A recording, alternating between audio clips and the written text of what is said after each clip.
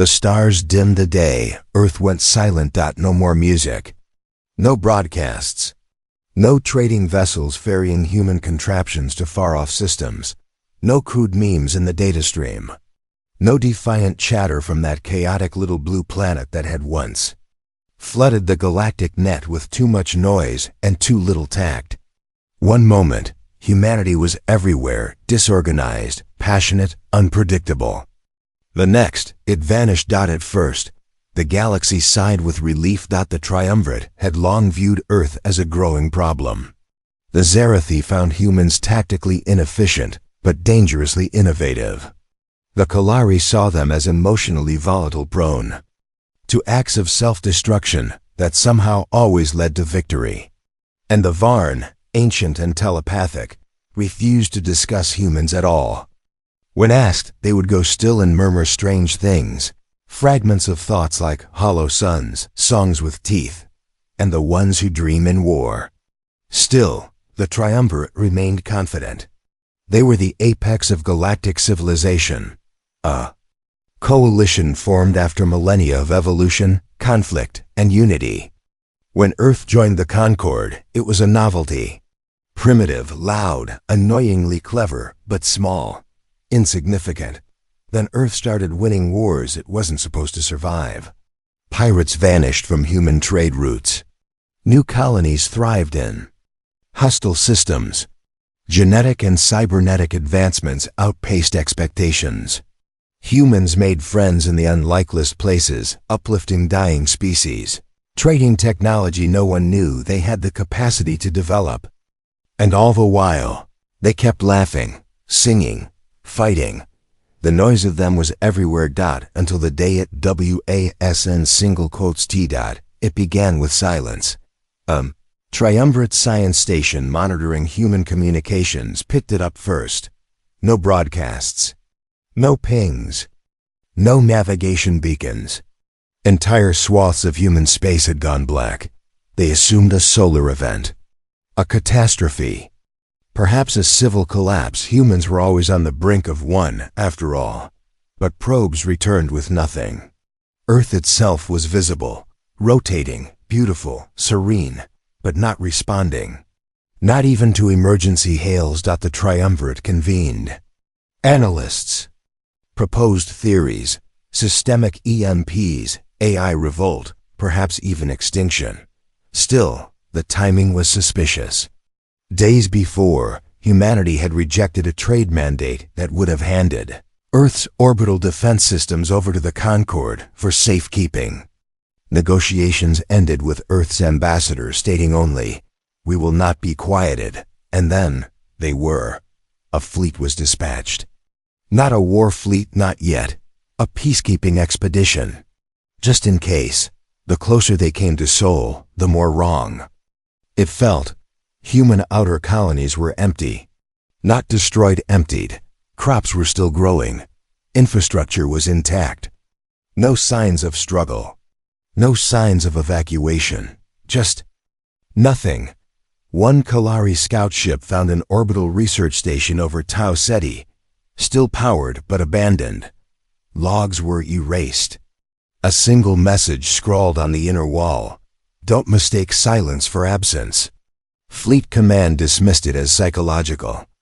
Warfare, typical human flair for drama. Still, they doubled their numbers before entering Earth orbit. The view was haunting. The planet hung in the void, bathed in the golden haze of its sun. Oceans churned. Storms danced across continents. Satellites drifted in low orbit, dead or dormant. No lights blinked across the night side. No signs of power grids or atmospheric activity. Cities were dark, but not decayed. Scans detected no weapon. Systems, no defenses at all. The moon base was powered down. Even the ISS, ancient and ceremonial by then, floated lifeless. A Kalari admiral chuckled. "Their pride finally collapsed on itself," he said. "They've run back into their caves." But the Varn aboard the command ship didn't laugh. Its four eyes stared at Earth with something approaching fear.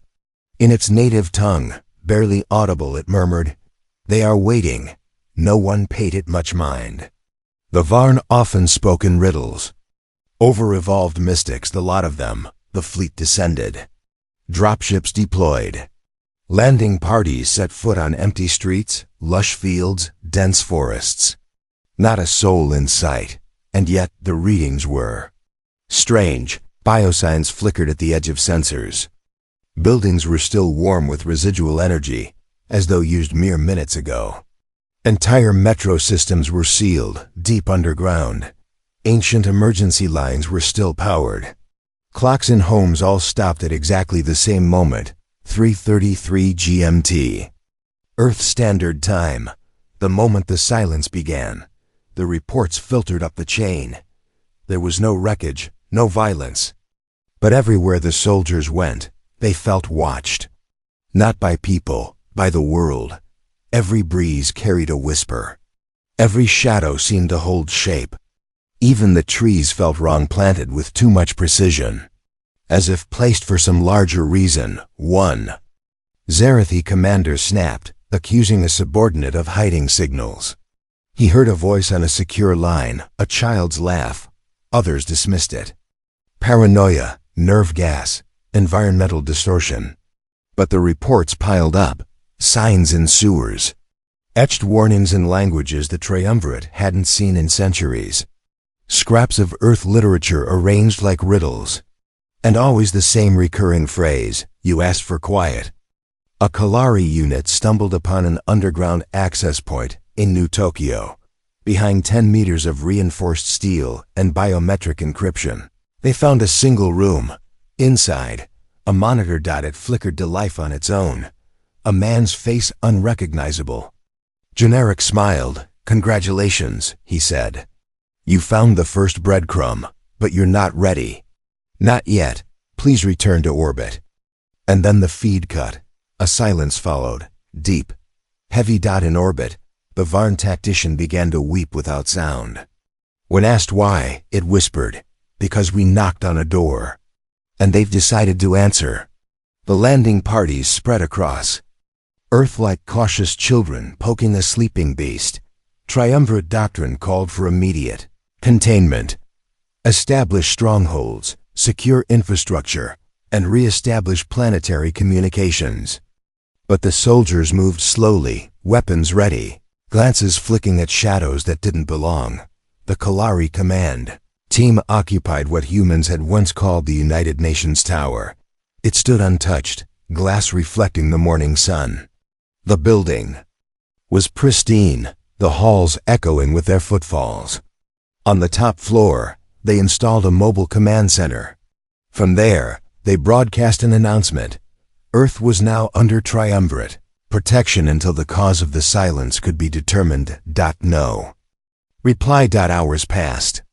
Then days. The occupation spread methodically. Triumvirate technicians powered up Earth's local grids. Drones mapped empty cities. Recon squads explored underground rail systems. Still no humans. Only an unnerving, deliberate order to the emptiness as if everything had been arranged for them to find. At first, the occupation leaders believed this was psychological theater. Surely, the humans had retreated, preparing some symbolic last stand deep below. But then the anomalies began. On the second day, a Kalari convoy vanished in Chicago. 20 armored vehicles, 100 soldiers, gone without distress signals. Drones sent to investigate showed only silent streets. Traffic lights still changing in the emptiness of Baigay 3. The Kalari commander had issued a standing directive. No units were to enter underground structures without orbital oversight. It made no difference. Sensors failed without warning. Drones went blind. Entire outposts reported phantom signals, faint whispers in Old Earth dialects languages. The occupation forces could not identify. More disturbing were the tiny signs of presence that defied explanation. At the edge of a landing zone in Berlin, a triumvirate sentry found a child's toy resting on a barricade, a wooden soldier, its face hand-painted in bright colors. He picked it up, examined it, and set it down. An hour later, it was gone. By the end of the first week, The occupation had achieved only confusion. No battles. No resistance. Just the sense that every step was being measured, every decision anticipated.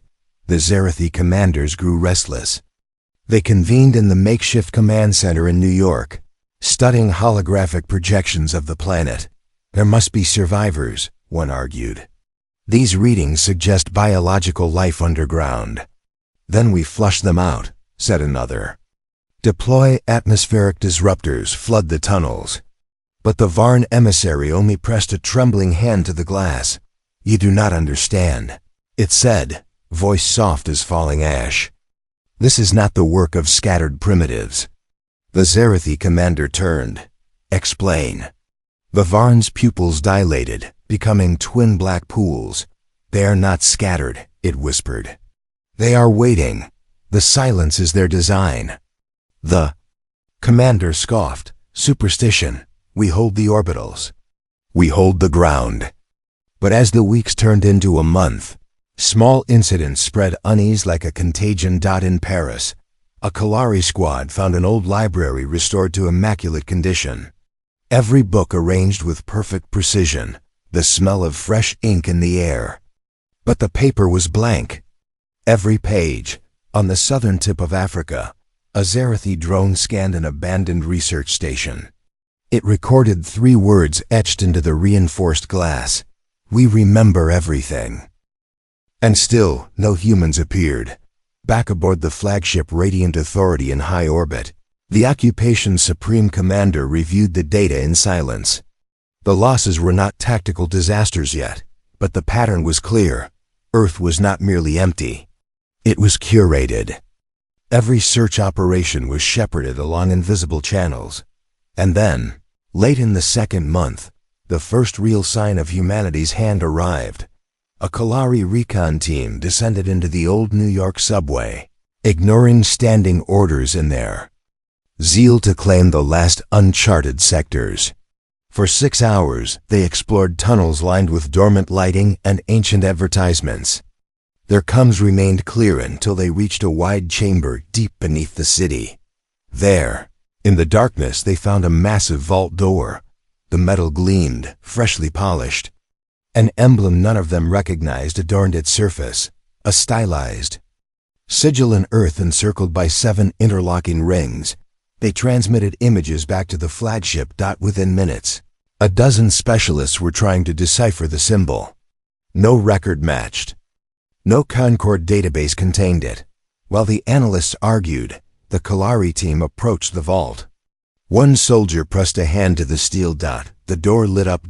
A single line of text appeared across its surface. We are not gone. Every sensor on the fleet flared. An energy surge erupted from the vault, powerful enough to fry the Kalari team's comms. Their final transmission was static laced with a soft, rhythmic sound like breathing.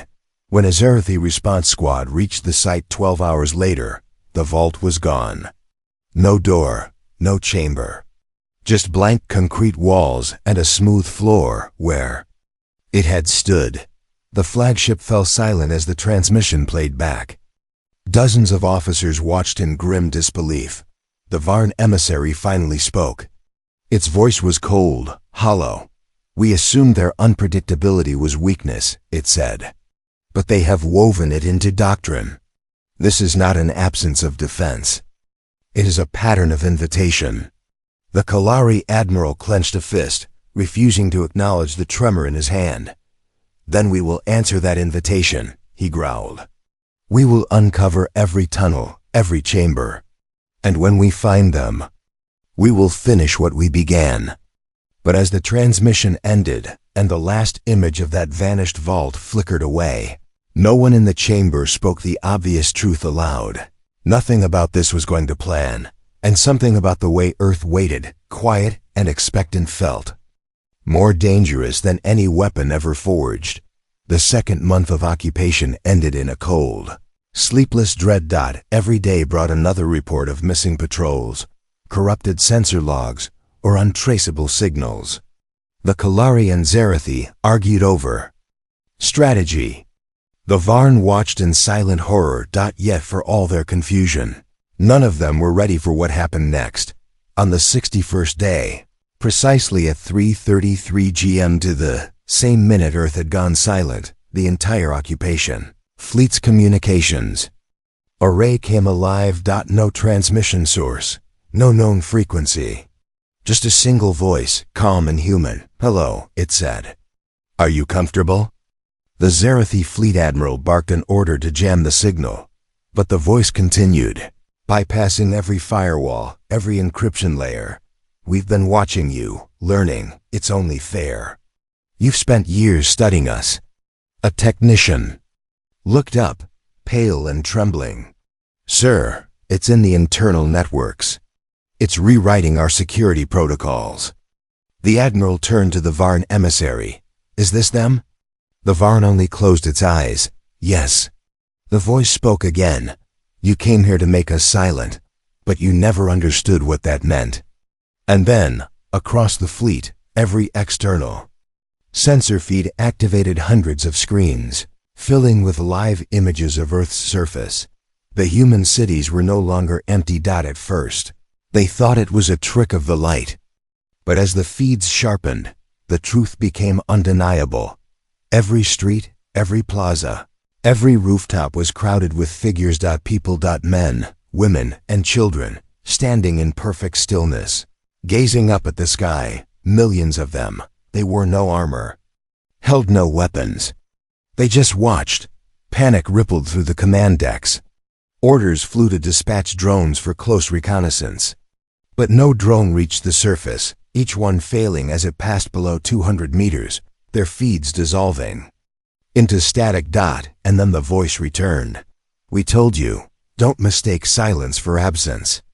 The transmission cut, leaving only the live feeds, those countless unblinking eyes staring into orbit. Minutes later, every screen went black. The Kalari admiral slammed his fist on the console. "Deploy ground forces. Seize every major population center. I want them under control now." Dropships thundered through the atmosphere in coordinated waves. Thousands of troops deployed in record time, but when they reached the cities, when they stormed the streets with weapons raised, there was no one there. Just empty air. The scans returned negative. No biosigns, no footprints, no heat signatures.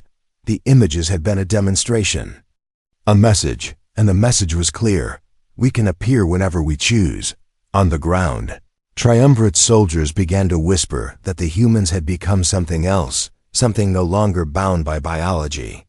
Command tried to quash the rumors, but the evidence was undeniable. Meanwhile, in orbit, the fleet's AI analysts finally cracked the first layer of the strange sigil that had appeared on the vault door weeks earlier.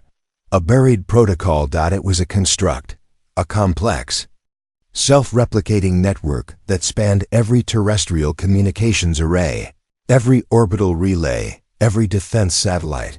The humans hadn't disappeared. They had moved into the infrastructure. Their minds uploaded, distributed, and hidden. What the triumvirate had thought was an abandoned planet was actually an active system. The Varn emissary put it into words the others refused to say aloud. They have become their world. The Zarathi commander felt his heart lurch. "Impossible," he whispered. "No species has ever digitized themselves entirely. Not on this scale." The Varn turned to him, eyes dark as a dying sun. "No species ever tried," it said. "No species ever needed to." It was then the second layer of the sigil decrypted, a set of coordinates deep beneath what humans once called Colorado. An underground complex known to intelligence only by a single coding name, NORAD. Once, it had been a military installation. But its last known status had been archival, just a museum and a historical site. And yet, all at once, every sensor array across the fleet registered a surge of activity from that location. Massive power signatures, subterranean energy fields, building in geometric harmonics. The Kalari admiral looked around the war room, voice ragged. "What are we seeing?" The lead Zarathi analyst swallowed. "Some kind of activation." He touched a control, bringing Up an extrapolated 3D model. As the readings grew clearer, the model resolved into a shape no one expected. A vast lattice of overlapping rings, thousands of kilometers across, buried beneath North America like the skeleton of a sleeping giant. It was not a weapon. Not exactly. It was an engine. The Varn finally turned away from the display, unable to meet the other's eyes. They didn't build it to fight us, it murmured. They built it to leave. The chamber fell into a hush that felt like the edge of suffocation. For years, the Triumvirate had feared that humans would one day claim dominance, that they would rise to conquer the galaxy with their reckless ambition. But as the reality sank in, something colder replaced fear. They hadn't come to stop humanity from conquering. They had come to stop humanity from escaping. And humanity, in its silence, had been preparing to do both. The Triumvirate occupation slipped from strained confidence into outright panic. What they thought was a primitive world, forced into compliance by their fleet's presence, had revealed itself as something older, deeper, and immeasurably stranger. Kalari Admiral tried to reassert control. His orders echoed through every occupied zone, crisp and defiant. Seal every entrance to this Norad complex. Deploy excavation teams. If they are attempting to leave, we will deny them the means. But denial required understanding, and the humans had given them none. The excavation began within the hour. Hundreds of Triumvirate engineers in exo armor assembled around the main entrance, ringed by heavy artillery. Orbiting dreadnoughts locked weapons on the site. Below, sensors mapped thousands of meters of tunnels. The power readings from the hidden engine only climbed higher. At first, the Triumvirate believed they were containing the threat. But then, in the third hour of the excavation, all ground teams went dark in unison. No explosions, no violence. Just silence. Drone feeds dissolved into black. Command channels crackled with static. Then, on every Triumvirate display across the fleet and the surface, the same image appeared, a schematic of Earth, layer by layer. The continents peeled away to reveal the colossal lattice buried beneath them, interlocking. Rings spanning the entire crust, a system so vast no orbital scans had ever pieced it together. And then a voice spoke, but not the calm tone that had greeted them before. This one was harder, edged in something ancient and tired. You always assumed you could contain us, that our chaos was a flaw. The schematic rotated. Glowing sectors highlighted power nodes the Triumvirate hadn't even located yet. Never understood. Every transmission halted. Silence fell again. But this time, it felt like the moment before a blade fell. Desperate, the Kalari and Zarathi commanders switched tactics. If they could not outthink the humans, they would drown. Them in force. Orders flew to the dreadnoughts. Target the complex. Reduce it to glass. The Varn emissary tried to stop them. If you attack, it pleaded, you will trigger their contingency. The Kalari Admiral rounded on it, voice shaking with rage and fear. Then let them come. At least it will be over. He slammed his palm onto the fire control. 6 dreadnoughts fired in unison, saturating the entire region with kinetic penetrators and fusion warheads. The continent's crust buckled. Mountains collapsed into incandescent dust. The fleet watched the tactical feeds in grim satisfaction. Until the dust cleared. And the lattice still glowed, undamaged. Then the ground itself began to move. Vast circular sections rotated beneath the rubble, aligning into new configurations. Even the shattered landscape flowed, like a machine flexing beneath the skin of a planet. And that was when humanity's second revelation came. The Varn emissary sank to its knees, whispering, they didn't just build the lattice to leave. An operator turned, dread in their eyes. What are you saying? They built it to fight on a planetary scale. Signals erupted from the surface, thousands of encrypted bursts, each targeting a different occupied zone. In Berlin, blank library where the soldiers had stood vanished into a sinkhole, swallowed by precision detonations. Beneath Paris, An entire triumvirate garrison was entombed as the streets folded closed like a steel coffin. The Kalari's prized armored columns in Africa simply disappeared, vaporized by pulses of energy so finely tuned. They didn't even leave wreckage across every command channel. Terrified voices screamed for extraction. And in orbit, the dreadnoughts tried to realign their weapons, only to find their targeting systems refusing commands. One by one, the ships reported catastrophic software infiltration. Human minds distributed. Intelligence fragments had bled into their fire control. A Kalari tactical officer tried to override. His hands danced over the console. It's not working. And then every display aboard the flagship changed again. A face appeared. Not the calm mask from before. Not the tired, ancient voice. This one was unmistakably human and unmistakably furious. You were warned. Behind the figure, schematics of the fleet flickered, each ship highlighted in crimson. You came here believing that our silence meant surrender. The Admiral lunged for the kill command. Purge the system, too late. Every dreadnoughts. Reactors flared. Not to detonate, but to shut down. Within seconds, the greatest fleet the Triumvirate had ever assembled was dead in orbit. No weapons. No engines. No power. One by one, the ships began to drift. On the surface, the lattice continued to reconfigure itself, sections locking into perfect alignment. It was only then the fleet understood the truth. Humanity hadn't prepared a single contingency. They had prepared hundreds. The Varn emissary stood, voice quiet and final. You thought you were fighting an empire. It gestured to the crippled ships above and the reshaping world below. You were fighting an idea. And that idea was not conquest. It was survival, no matter what. The occupation was no longer an occupation.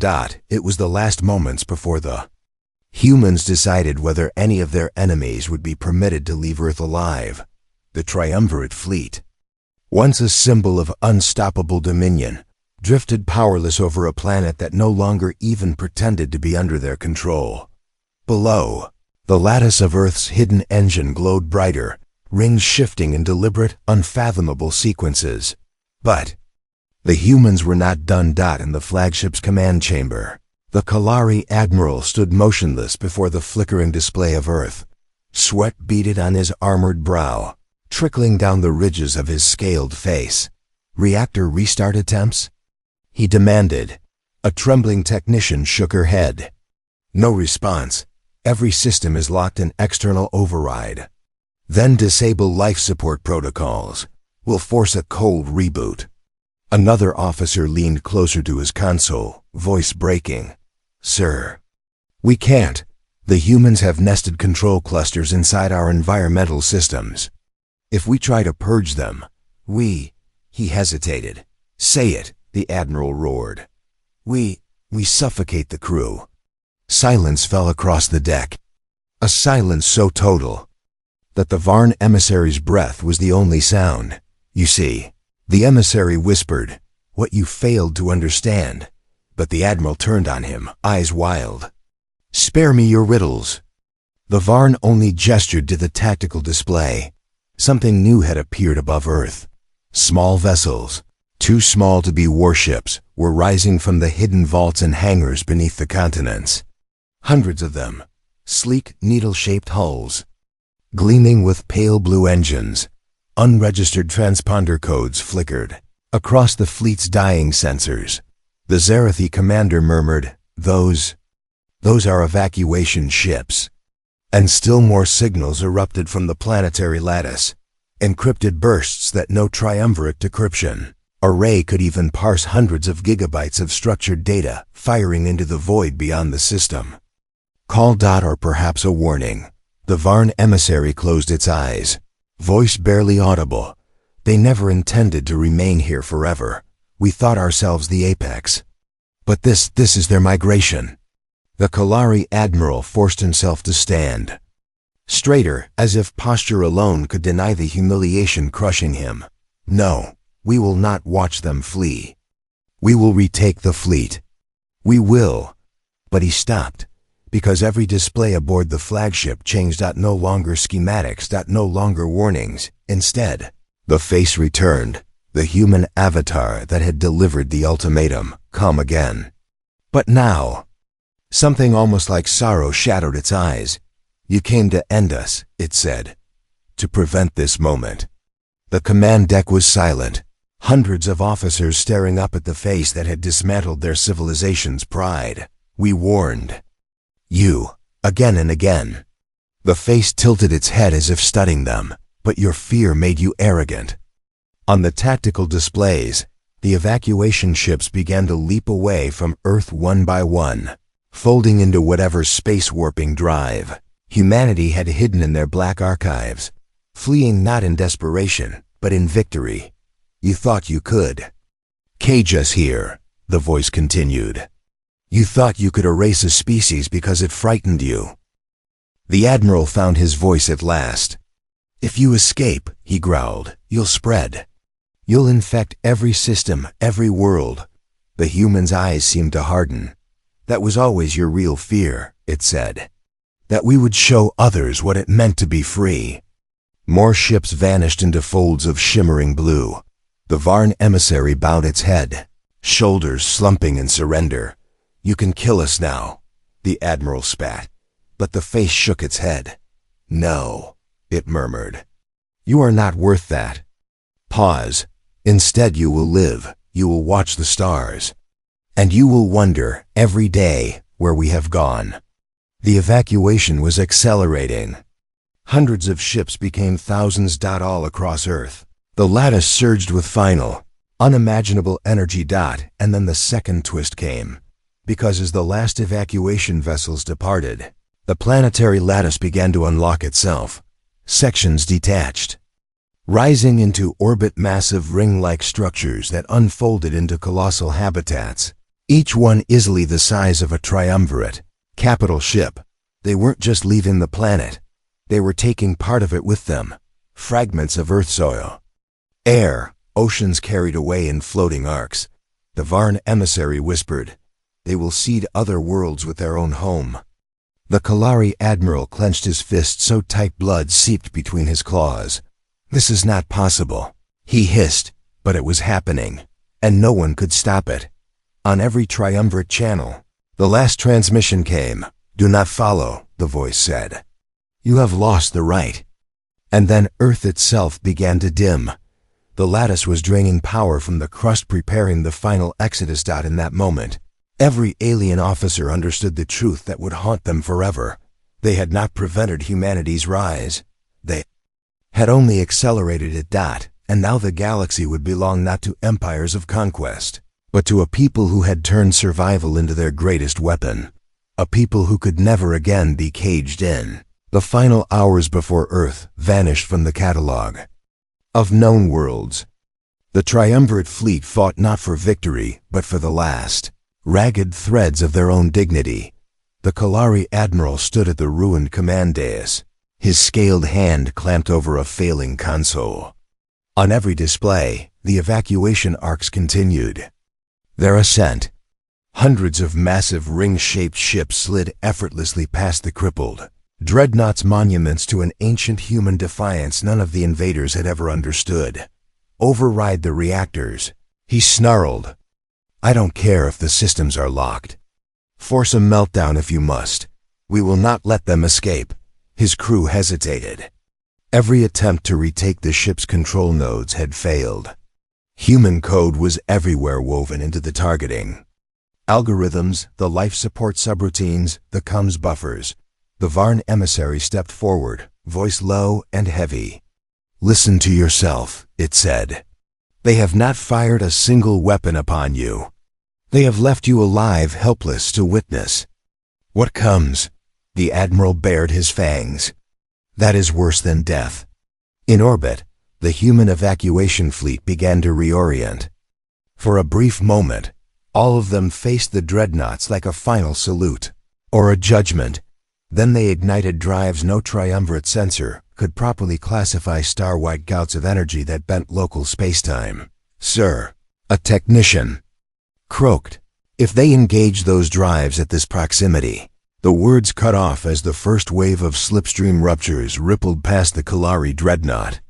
For a heartbeat, every deck seemed to stretch and warp, a wrenching, nauseating distortion that made even the sturdiest crew clutch their skulls. Then the moment passed, and the arcs were gone. Instantaneous. 1,000 colossal ships vanished into the dark, leaving behind only the fading contrails of impossible physics. The bridge was utterly still. No alarms, no commands. Just the raw, echoing shock of the unstoppable. Below, Earth was changing. The planetary lattice pulsed brighter than any sun. One by one, entire continents cracked along engineered seams. Sections sheared upward, pulled by colossal gravitational fields generated within the lattice itself. Massive plates of Earth rose into orbit, carried on invisible currents. Oceans foamed into vapor. Mountain ranges unzipped like parchment. It was the planet's final metamorphosis, a harvest of its own substance to fuel the long migration. A Kalari tactical officer began to sob as he watched his sensors struggle to track the upheaval. They're taking it all, he choked. No, the Varn emissary whispered. Not all. For a single heartbeat, the swirling mass of departing landmasses parted, revealing a titanic construct rising from the core. It was not a ship. Not even the lattice itself. It was the seed. A colossal sphere, its surface etched in fractal sigils. A machine so vast it defied scale, and every triumvirate officer felt the primitive instinct that whispered, "This is the true weapon." The Varn dropped to its knees. "I've seen legends of this," it breathed. A final contingency. If humanity could not leave, they would ensure no one could have what remained. The sphere began to spin. Beneath it, the molten mantle churned. A single low tone emanated across all frequencies, vibrating the hulls of every crippled dreadnought. It was not language. It was farewell. "Admiral," the technician cried, "we must retreat." "No," the Kalari snarled, shoulders squared. "I will bear witness." The sphere's glow intensified, becoming a white inferno. Then, in an instant, it released everything it had drawn into itself. A beam of impossible energy erupted straight into orbit, searing, coherent and absolute. One dreadnought simply ceased to exist, erased atom by atom. Another was flung from its trajectory, hull shearing into molten fragments. In the flagship, gravity failed, reasserted, then failed again as the ship tumbled end over end. Sparks and smoke filled the bridge, but even as decks collapsed and bulkheads screamed, the Kalari admiral forced himself upright. Leaning on the shattered console, he looked through the cracked observation canopy to the last image of Earth. Dying world transforming itself into a final act of defiance. Across the fleet, battered survivors realized the same truth. Humanity's greatest victory was not conquest. It was the refusal to ever be chained. The beam ceased. The lattice dimmed. Slowly, inexorably, the planet began to collapse inward. As if in final tribute, every surviving triumvirate sensor captured the last seconds. A world breaking itself so that no conqueror could ever call it theirs. In that moment, the Kalari admiral felt something he had never imagined. Respect. He whispered into the dark. "You won." Silence was his only answer. Then the final implosion tore Earth apart in a silent blossom of light. The surviving ships drifted, stunned, their weapons cold and their purpose hollow. And in the darkness, the arcs of humanity raced ahead free. At last. The debris of Earth glowed in the darkness, embers of a world no conqueror could ever claim. The triumvirate fleet hung powerless in orbit, their hulls scarred by the final fury of a people who had chosen annihilation over surrender. The Kalari admiral stared into the expanding field of dust and fractured mantle, the last testament to humanity's unwillingness to kneel. A voice crackled over the crippled command network. The Zarathi commander's tone was ragged. "Admiral, confirmation. All human vessels have departed the system." The admiral said nothing. In the silence, the Varn emissary approached the viewport. Its dark eyes reflected the ruin of a blue world. They did not fear you, the Varn murmured. Not truly. They feared what they could become if you forced them to the brink. The Admiral's claws curled into a trembling fist. And so they destroyed their own cradle. The emissary slowly shook its head. No, they took it with them. It gestured to the sensors scattered, readings of the colossal lattice structures that had risen with the evacuation fleet. All that mattered history, life, soil itself was not left behind. They have become something you cannot track. A civilization without a homeworld, only purpose. The Zerathi commander's voice came again, thick with exhausted disbelief. They were always less than us, less refined, less disciplined. Yet, when it mattered, he trailed off. No one spoke the words out loud. They were greater. Across the crippled fleet, damage control crews sifted through wreckage. Hundreds of thousands of triumvirate soldiers, once the enforcers of conquest, now huddled in dark corridors, rationing oxygen and whispering rumors of the human exodus. For generations, the triumvirate had spoken of humanity as a cautionary tale, a savage species with dangerous adaptability. A lesson in containment. But here, in the ruins of Earth, the lesson had reversed. The Kalari admiral turned away from the viewport. Transmit to the surviving ships, he ordered. His voice was quiet. We will withdraw. We will inform the High Conclave what has transpired. And then? The Zerathi commander asked. The admiral's gaze dropped to the cracked deck plates. And then? We will spend the rest of our existence wondering where they have gone. He exhaled slowly, a shuddering breath that seemed to drain the last of his pride. Let it be recorded, he said, voice rising, that in the cycle of stars and empires we were humbled.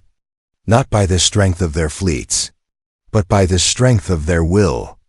A hush spread through the bridge as every officer bowed their heads. Below, the final gravitational collapse drew the last fragments of Earth inward. The planet shrank into a superheated sphere no larger than a dreadnought, pale and defiant to the very end. The Varn emissary turned to the admiral, its expression unreadable. Will you pursue them? It asked. The admiral hesitated. The question hung there like a blade. No, he said at last. What could we possibly gain? They have become something beyond conquest. An idea too dangerous to corner again. He looked at the surviving crew. Some Kalari, some Zerathi, even Varn.